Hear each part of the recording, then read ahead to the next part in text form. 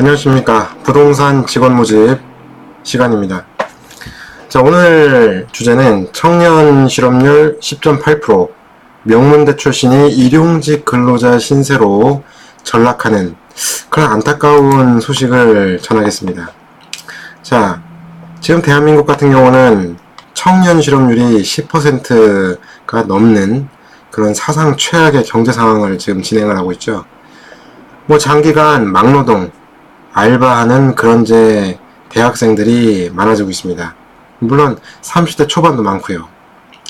그래서 경북대, 부산대, 스카이, 중앙대 이렇게 유수의 명문대를 졸업한 그런 고급 인력들도 이렇게 일용직 건설, 태양광 발전 설치하는 곳 이런 데서 자신의 그 전공을 살릴 수가 없는 거예요. 한 달에 한 200만원에서 300만원 받고, 그 다음에 500만원, 600만원을 받는다 하더라도 자신의 이런 전공을 잘 살릴 수가 없다 보니 솔직히 행복할 수가 없는 거죠. 요즘에는 알바도 간신히 구한답니다. 이렇게 어느 정도 알바 천국이나 이런 곳 해가지고 알바를 구했다 가정을 해도 실질적으로 면접을 보면은 그쪽 텃세도 있고 그래가지고 알바 최저임금 암묵적으로 그런 압력이 가해지다 보니까 굉장히 힘든 거예요. 그래서 건설 회사에 취직을 하거나 건축 공무원이 되는 것 이런 꿈을 가진 사람도 여기에 도달을 하기는커녕 일용직 근로자에 그냥 지나지 않게 본인들이 꿈을 펼칠 수가 없는 그런 시대가 온 거죠. 자, 이거 보면은 10.8% 청년 실업자가 47만 명이 넘었습니다. 2019년. 이게 1만 명이 얼마나 많은 인구인지 한번 직접 보시면은 정말 많은 인구인데 47만 명입니다. 근데 이거는 지금 통계청이나 이런 데서 조사된 인원이고요. 암묵적으로 예비 실업자 이런 것까지 하면은 어마어마한 그런 숫자로 늘어나겠죠. 지금 전 세계적으로 최저임금 인상 움직임이 확산은 되고 있는데 그러다 보니 인력을 채용하기보다는 설비시설 같은 경우도 자동화에 투자할 가능성이 높고 그러다 보니 인원 감축이 일어나죠. 편의점도 두세 명 쓰다가 한 명 정도만 알바생으로 인력을 돌리고 하다 보니 알바생들이 더 힘든 거예요. 그 편의점 야간 같은 경우 알바만 하더라도 아파트 단지 한 3단지 정도 끼고 있으면 굉장히 힘듭니다. 직접 해보면. 그런데 알바생이 더 줄어든다. 진짜 웬만한 젊은이들은 할 수가 없죠. 삶의 경험이 높고 그런 어르신들이 그 일을 하는 겁니다. 그러다 보니 청년 실업률이 더욱더 늘어나고 특히 25세에서 29세까지의 이 청년 실업률이 굉장히 높습니다. 한국 같은 경우는. 자, 25세에서 29세까지는 보더라도 9.5% 한국은. 그 일본 같은 경우는 4.1% 밖에 되지 않아요. 물론 한국 청년 실업률이 일본의 거의 2배를 지금 뛰어넘었죠. 그러니까 일본처럼 양질의 일자리를 창출을 하거나 청년층 같은 경우는 비경제 활동 인구로 이탈하는 거를 방지하는 그런 정책적인 움직임 이런 거를 추진을 해야 되는데 아직 한국은 솔직히 그런 게 많이 부족합니다. 그래서 대한민국이 일본보다는 양질의 일자리도 부족하고 대기업과 중소기업 간의 임금 격차도 굉장히 커요. 그래서 지금 굉장히 청년들이 힘든 그런 시대가 왔습니다.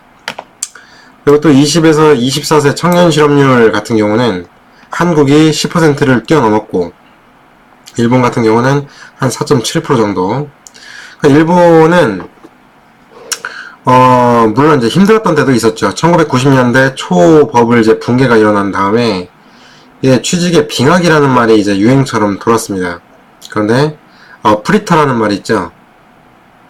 프리랜서랑 아르바이트의 합성어 프리터 그리고 니트 학생이나 취업자가 아니면서 직업훈련도 받지 않고 있는 청년에게 이제 고용정보나 직업훈련 서비스를 제공을 해가지고 노동시장을 막는 그런 이제 이탈을 막는 정책을 이제 진행을 했습니다. 일본이.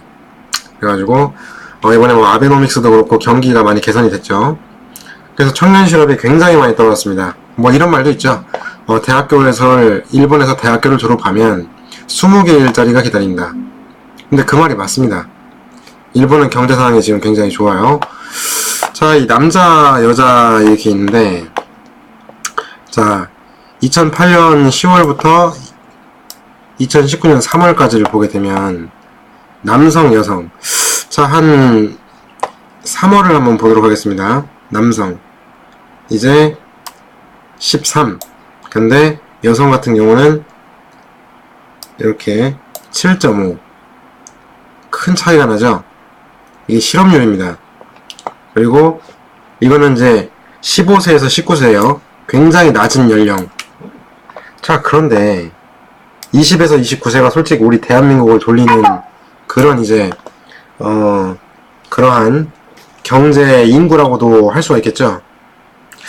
자, 그런데 12.3%, 여자는 9.4%. 굉장히 이제 실업률이 높아지고 있죠. 굉장히 높습니다.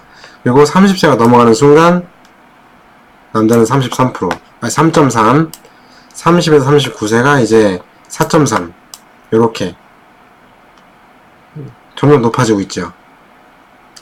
그래서 청년들이 굉장히 힘든 시대, 20에서 29세, 정말 이 시기를 겪으면은 30세가 됐을 때는 웬만한 건 다 겪는다. 이 헬조선에서 다 겪는다라는 말이 이제 돌죠.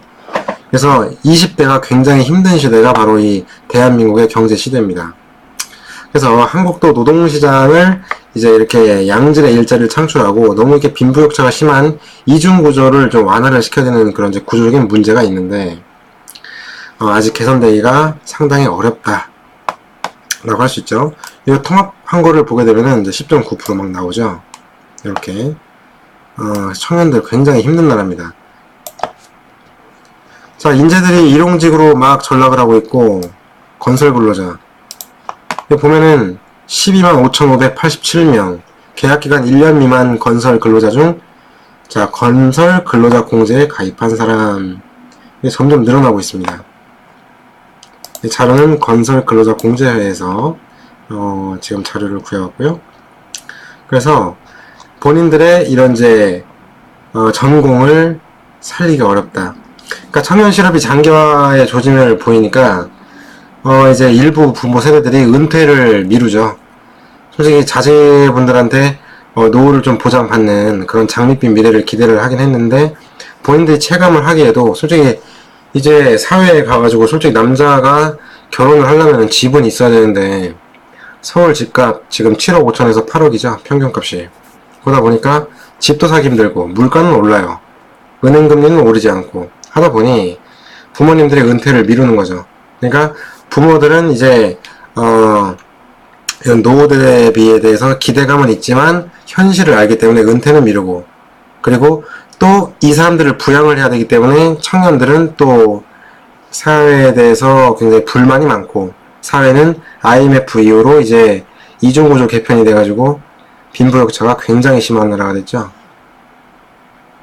그래서 지금 이제 취업 중인 이제 뭐 아들, 딸 분들, 임용고시를 뭐 준비하는 아들, 딸 분들 굉장히 힘든 상태입니다. 심지어 임용고시 합격을 해도 발령받는데 몇 년이 걸려요. 그래서 이제 IMF 위기, 글로벌 금융위기 때 조금 있으면 시장 좋아진다. 좋아지지 않습니다. 이럴 때는 천조 원이 항상 유동자금으로, 지금 부동자금으로 흐르는 이런 이제 투자 시장에 항상 이제 자금들이 몰렸기 때문에 이 흐름을 돌리는 작업, 그런 이제 부동산 중개업을 해야만 이런 이제 IMF 위기, 글로벌 위기, 경제 위기가 왔을 때 항상 블루칩으로 나의 업무를 살리는 거죠. 전문직으로서, 중개인으로서 내가 이제 업무를 하다 보면 나의 전공도 살릴 수가 있습니다. 뭐 예를 들어서 중국어 전공이에요. 중국인들 대상으로 이제 중개를 하면 되겠죠. 영어 전공입니다. 외국인 상대로 중개하면 돼요. 그리고 예를 들어 내가 경영학과다. 부동산은 경영인의 마인드로 이제 업무를 진행하는 겁니다. 그리고 뭐 하물며 내가 보건복지학을 전공을 했다. 부동산은 보건복지 정책과 무관하지 않습니다. 자, 이런 것처럼 모든 인생의 생사고락이 연결되는 게 주식시장과 부동산 시장인데, 주식시장은 금융 쪽에 많이 치우쳐 있죠.